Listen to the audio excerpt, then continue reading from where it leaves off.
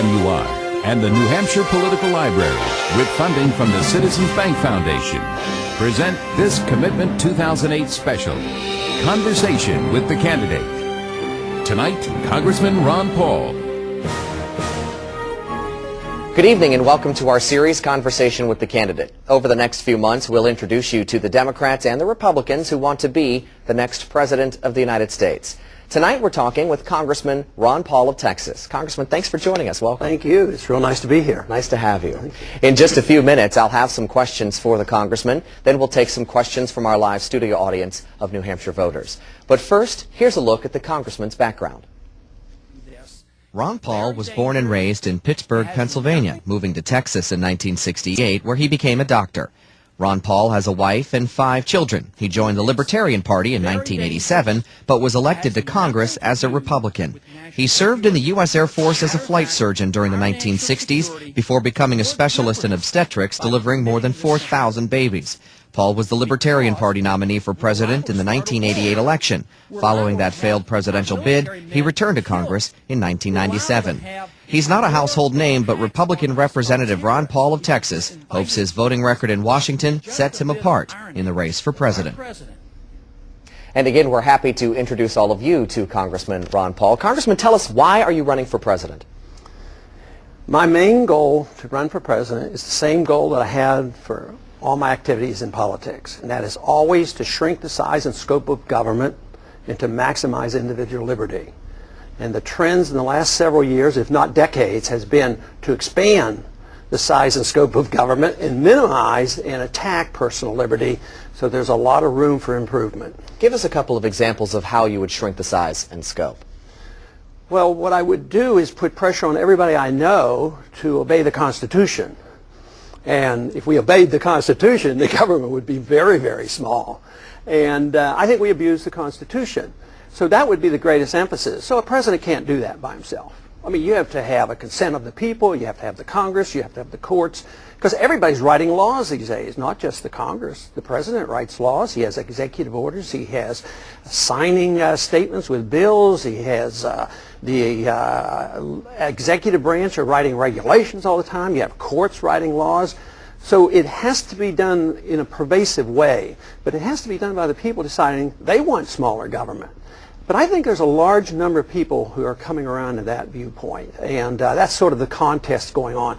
Those who want bigger government and more stuff in the government versus those who are tired of big government and tired of paying for it. And then there are those who would like big government who are coming to realize we can't afford any more big government because this country's going broke. Let me give you a specific example. I know when the Department of Homeland Security was created, you were a vocal critic of the department. Right. If, as president, you had the option, would you shut it down?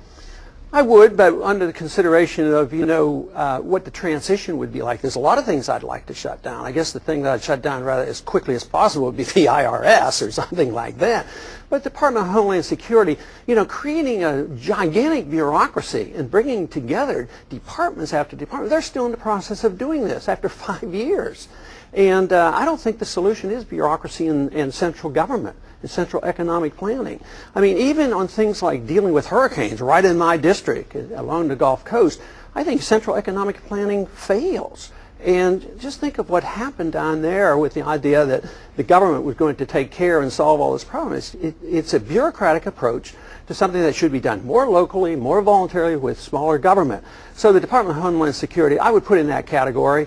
And whether or not you can, with the stroke of the pen, close it down, there should be a transition, but it'd have to be a major revamping of attitudes, because they're still in the transition of trying to centralize this power, and bureaucracies don't work. So I think reversing that trend would be very important. Could you still assure our national defense and our homeland security, if you will? Would we still be protected? Well, I think it would be a lot better. I mean, where our troops are all over the world, and we can't even protect our own borders.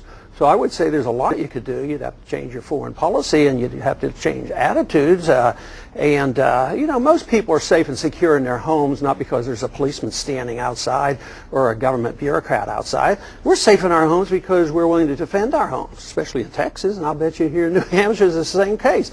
People know that you just can't invade other people's homes. So I think emphasizing personal responsibility and the Second Amendment and a few of these other things would go a lot more to protecting security. There certainly is a role for all governments to play in security of police activity and the military. But I think our military is, you know, really in shambles right now because they're not well equipped. They're all around the world. We're in 150 countries today, and yet we're closing down our bases here in this country. So I would say you could have a lot stronger defense of this country if we reoriented our thinking. Today it seems like we're every place trying to solve everybody's problem and antagonizing the world against us, which to me is why we're more vulnerable than ever. Talking about the troops, let's shift focus to Iraq a little bit. I know in the months after 9/11, as the focus of debate in Congress began to shift over to Iraq, you were a vocal critic of going to war in the first place. You raised a lot of questions about it. If you had the power right now, what would you do? I'd bring the troops home. Bring them all home. It was a bad idea to go. And if it was a bad idea to go and it's not going well, why keep doing the same thing? It's sort of like in medicine. If I make a wrong diagnosis and give the wrong medication, then I discover it. I mean, I say, well, I have to give you more of the same medicine. I mean, that kills the patient. So in this case, I think that we're not solving our problem. Matter of fact, when that came up on the IR committee, International Relations Committee, I brought up a resolution that said I was against the war 5 years before it started. Starting in 1998, I started talking against it because that was when the resolution was passed for regime change, and that was under the previous administration. And so I argued against it 5 years before it happened because it wasn't 9/11. That plan was in place for many, many years to go into Iraq. And so I brought up a resolution in the IR committee. Instead of transferring this authority to the president and going to war to enforce UN resolutions, I said, look, if you want to go to war, declare war.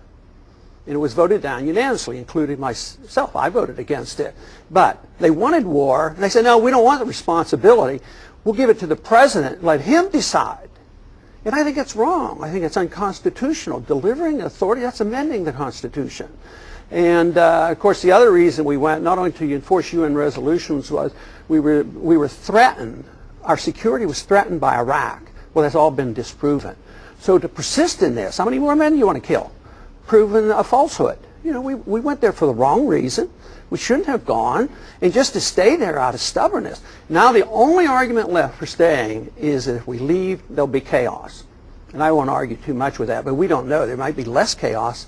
There might be more. They might decide to take care of their own problems. When we left Vietnam, there wasn't more chaos. There was, you know, eventually now we're trading partners. We subsidize and all with Vietnam. So we don't know. But I do know that if we did leave, Americans no longer would be killed, and your tax dollars and our military people would no longer be required to kill other people in a war that is undeclared. But the argument now by the administration is, we're at war, we have to do this, and you can't back away, we have to win this war. If there's a war, why didn't they declare it? And I think that's why I harp back to the Constitution all the time. If we'd follow the Constitution, we would be very less likely to get ourselves in these messes, whether it's domestic, entitlement programs, and all these issues that we're involved with, the educational system. It's because we're so careless about the Constitution.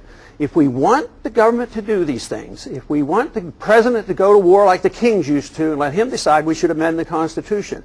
If you want the federal government to run your educational system, the Department of Education, and have no child left behind, change the Constitution. Otherwise, there's nothing left of the Constitution. And I think that's about where we are today.